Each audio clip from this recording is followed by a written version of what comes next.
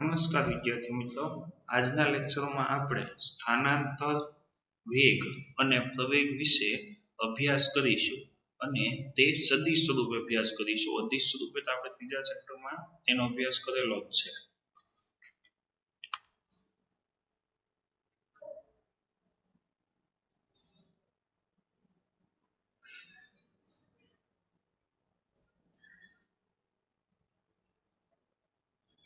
કોઈ આમ યામાક્ષ પદ્ધતિમાં x અક્ષ, y અક્ષ, ઉગમ બિંદુ O નું પ્રારંભિક સ્થાન દર્શાવતો સદિશ એટલે કે સ્થાન સદિશ સદિશ r1 અને અંતિમ સ્થાન દર્શાવતો સદિશ સદિશ r2. હવે કણના ગતિમાર્ગની દિશા તો કોઈ પણ હોય તેનાથી આપણે કોઈ ફરક પડવાનો નથી. આ તેનું પ્રારંભિક સ્થાન A, અંતિમ સ્થાન B અને પ્રારંભિક અને અંતિમ સ્થાનને જોડતો સદિશ એટલે કે તેનું સ્થાનાંતર.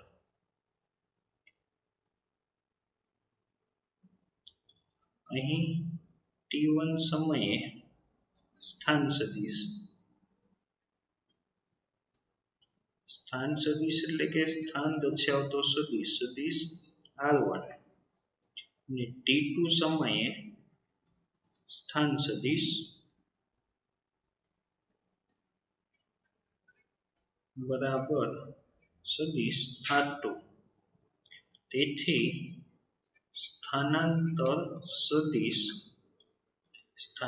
સદિશને આપણે સદિશ r વડે દર્શાવી દઈએ તો સદિશ r બરાબર અંતિમ સ્થાન એટલે કે સદિશ r2 માઇનસ સદિશ r1 અને અહીંયા તફાવત હોવાથી તેને ડેલ્ટાના સ્વરૂપે લખી શકીએ. ડેલ્ટા સદિશ r બરાબર સદિશ r2 માઇનસ સદિશ r1 અને આ એનું સમીકરણ છે. હવે સ્થાનાંતર ઉપરથી આપણે કઈ રાશિ મળી જશે તો કે સરેરાશ વેગ.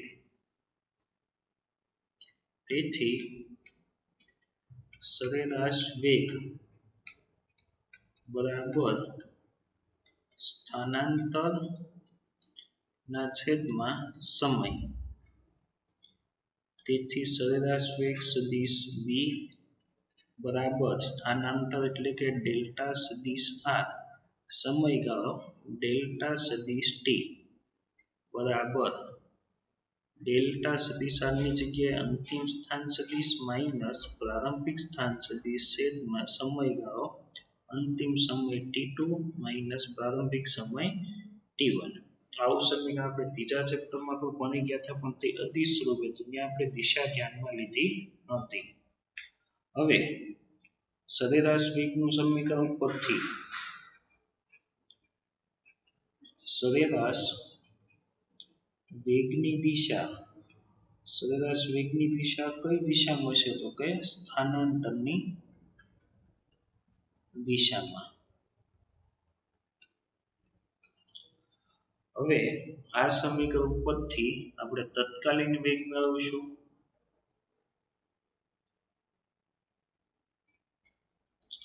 તત્કાલીન વેગ સદિશ v. હવે તેની માટે પહેલા સરેરાશ વેગનું સમીકરણ સરેરાશ વેગ સદિશ v બરાબર ડેલ્ટા સદિશ r ના છેદમાં ડેલ્ટા સદિશ t. તેથી જ્યારે સમયગાળો શૂન્ય હોય એટલે કે ડેલ્ટા t ટેન્ડ્સ ટુ શૂન્ય હોય ત્યારે સમીકરણમાં શું લેવી પડશે? લિમિટ. ત્યારે જે વેગ મળે તે વેગને શું કહી શકાશે? તત્કાલીન વેગ.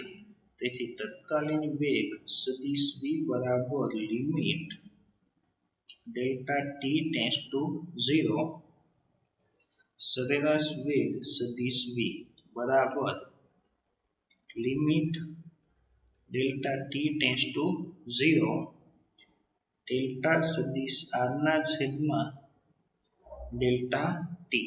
હવે લિમિટ દૂર કરીએ તો ડેલ્ટાની જગ્યાએ શું થઈ જશે? d એટલે કે સદિશ v બરાબર ડી સદીશ આર ના છેદમાં ડીટી આ સમીકરણને કહેવાય સ્થાન સદિશ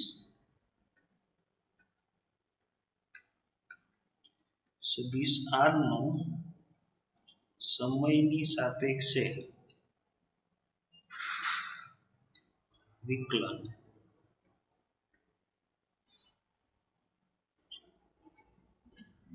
હવે કે જ્યારે સ્થાન સદિશ સદિશ આર બરાબર આપણે કે x, y, z લઈએ તો સદિશ v બરાબર ડી સદિશ આર ના છેદમાં ડીટી બરાબર ડી અપોન ડીટી સદિશ આર ની જગ્યાએ x, y, z. તેથી સદિશ v બરાબર dx ના છેદમાં dt, dy ના છેદમાં dt, dz ના છેદમાં dt અને સદિશ v ના ત્રણ ઘટકો vx, vy, vz. તેથી x દિશાનો વેગ vx બરાબર dx ના છેદમાં dt, y દિશાનો વેગ vy બરાબર dy ના છેદમાં dt અને z દિશાનો વેગ vz બરાબર dz ના છેદમાં dt. અને જ્યારે આ ઘટકો rx, ry, rz સ્વરૂપે લેવામાં આવે તો સમીકરણ શું બનશે તો vx બરાબર d rx ના છેદમાં dt, vy બરાબર d ry ના છેદમાં dt અને vz બરાબર d rz ના છેદમાં dt. આ ત્રણ સમીકરણ. અને જ્યારે ગતિ દ્વિપરિમાણમાં હોય કેટલા પરિમાણમાં હોય દ્વિપરિમાણમાં તો સદિશ r બરાબર લખી શકશું આપણે x, y. તો ત્યારે વેગનું સમીકરણ તત્કાલીન વેગ સદિશ v બરાબર dr ના છેદમાં dt. તો અહીંથી આપણને બે ઘટક મળશે. પહેલા x ઘટક બરાબર vx બરાબર dx ના છેદમાં dt અને બીજો y ઘટક બરાબર vy બરાબર dy ના છેદમાં dt. હવે જ્યારે દ્વિપરિમાણમાં હોય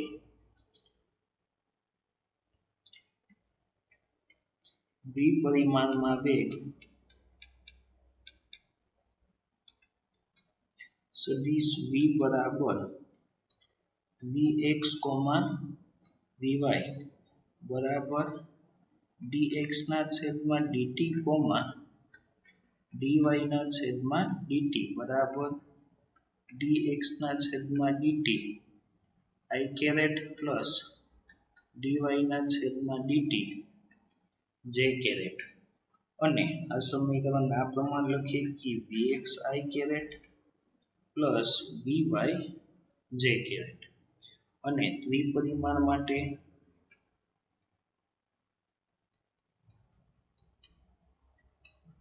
તો સદિશ v બરાબર vx, vy, vz બરાબર vx ની જગ્યાએ dx ના છેદમાં dt, dy ના છેદમાં dt, dz ના છેદમાં dt બરાબર dx ના છેદમાં dt i caret plus dy ના છેદમાં dt j caret plus dz ના છેદમાં dt k caret બરાબર vx i caret plus vy j caret plus vz કે કેરેટ આ બંને વેગના સમીકરણ છે આ બધા સમીકરણ સમજૂતી પૂરતા છે અને યાદ રાખવાની કોઈ જરૂર નથી ત્યારબાદ પરિણામી વેગની દિશા પરિણામી વેગની દિશા માટે પહેલા તો સદિશ v ના સમીકરણ vx, vy બરાબર vxi caret plus vy j caret હવે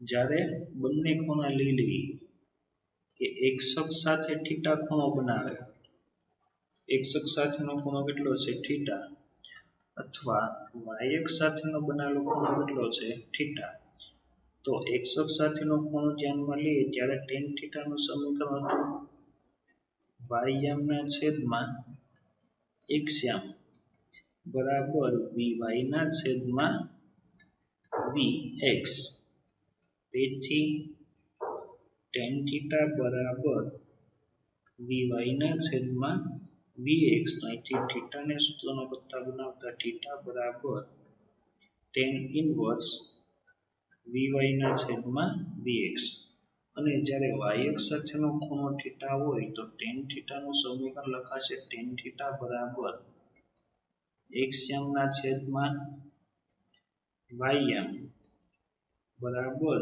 vx ના છેદમાં vy તેથી થીટા બરાબર tan ઇન્વર્સ vx ના છેદમાં vy આ પ્રમાણે પરિણામી વેગની આપણે દિશા પણ મેળવી શકીએ અને વેગનું મૂલ્ય કીધું હોય તો મૂલ્ય માટે તો સીધું સમીકરણ છે કે મોડ સદિશ v બરાબર √vx નો વર્ગ વત્તા vy નો વર્ગ વત્તા vz નો વર્ગ આ પ્રમાણે પરિણામી વેગનું મૂલ્ય પણ મેળવી શકાય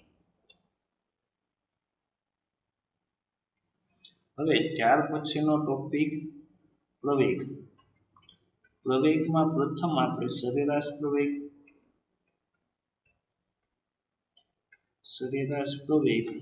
સદિશ a હવે અહીં t1 સમયનો વેગ t1 સમયે વેગ બરાબર સદિશ v1 અને t2 સમયનો વેગ બરાબર સદિશ v2 તો આ સમીકરણ પરથી ડેલ્ટા t સમયમાં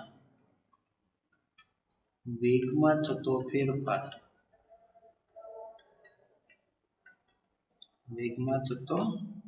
ફેરફાર બરાબર ડેલ્ટા v અહીં ડેલ્ટા t બરાબર t2 માઇનસ t1 અને ડેલ્ટા સદિશ v બરાબર સદિશ v2 માઇનસ સદિશ v1 તેથી સરેરાશ પ્રવેગ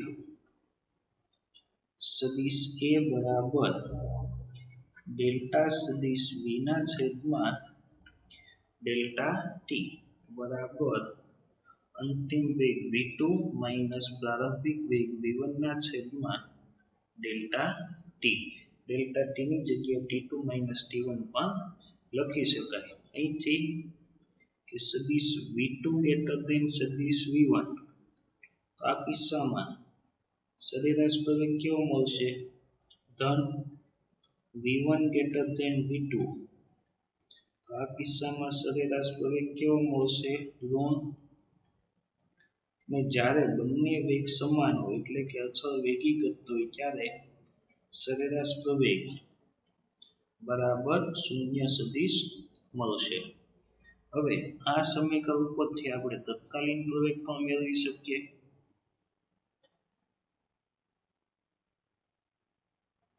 તત્કાલીન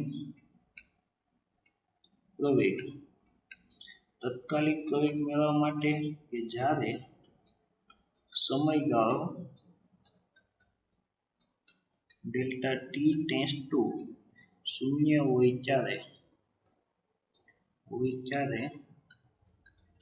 સમીકરણમાં શું લેવું પડશે લિમિટ અને ત્યારે જે આપણને વેગ મળશે વેગ કયો છે ત્યારે કયો પ્રવેગ મળશે તત્કાલીન પ્રવેગ સદિશ a બરાબર limit delta T tends to 0 સરેરાશ પ્રવેગ બરાબર limit delta T tends to 0 delta સદિશ વિના છેદમાં ડેલ્ટા ટી. તેથી સદિશ a બરાબર ડી સદિશ વિના છેદમાં dt. આ સમીકરણ દર્શાવે છે કે વેગ સદિશનું સમયની સાપેક્ષે વિકલન. હવે જ્યારે આપણને ખબર જ છે તત્કાલીન વેગનું સમીકરણ સદિશ v બરાબર ડી સદિશ r ના છેદમાં dt. તેથી તત્કાલીન પ્રવેગ a બરાબર d upon dt કૌંસમાં d સદિશ r ના છેદમાં dt. આ સમીકરણ દર્શાવે છે કે સ્થાન સદિશનું સમયની સાપેક્ષે દ્વિતીય વિકલન. એ સ્થાન સદિશનું બે વાર વિકલન કરવાથી આપણને કઈ રાશિ મળશે? પ્રવેગ. હવે જ્યારે સદિશ v બરાબર એના ત્રણ ઘટકો vx, vy, vz લેવામાં આવે ત્યારે પ્રવેગ સદિશ c બરાબર d સદિશ v ના છેદમાં dt બરાબર dvx ના છેદમાં dt, dvy ના છેદમાં dt, dvz ના છેદમાં dt. તેથી સદિશ a સદિશ એના ત્રણ ઘટકો axi caret plus ay j caret plus az k caret બરાબર dvx ના છેદમાં dt i caret plus dvy ના છેદમાં dt j caret plus dvz ના છેદમાં dt k કેરેટ. તેથી પ્રવેગનો x ઘટક એટલે કે ax બરાબર dvx ના છેદમાં dt બરાબર d upon dt vx ની જગ્યાએ dx ના છેદમાં dt બરાબર d2x ના છેદમાં dt સ્ક્વેર. તે જ પ્રમાણે પ્રવેગનો y ઘટક બરાબર ay બરાબર dvy ના છેદમાં dt બરાબર d upon dt vy ની જગ્યાએ dy ના છેદમાં dt બરાબર d2y ના છેદમાં dt સ્ક્વેર. અને z